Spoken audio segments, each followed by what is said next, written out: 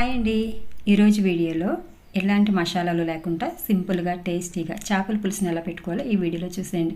చేపల పులుసులోకి మసాలా లేకపోతే ఏం బాగుంటుంది అని అనుకోవచ్చండి, కానీ చాలా బాగుంటుంది. నచ్చితేనే ఒకసారి ట్రై చేయండి, నచ్చకపోతే లేదు.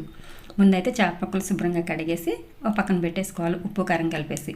ఆ తర్వాత స్టవ్ వెలిగించి ఒక కళాయి పెట్టి అందులో నూనె పోసి కొన్ని ఆవాలు జీలకర్ర వేసి ఉల్లిపాయలు పచ్చిమిర్చి కరివేపాకు వేసి వేగిన తర్వాత టమాటాలు ఉల్లిపాయలు వెల్లుల్లి అలాగే అల్లం ముక్కలు వేసి ముద్ద చేసి వేసానండి. కావాలనుకుంటే మీరు అల్లం వెల్లుల్లి పేస్ట్ అయినా వేసుకోవచ్చు.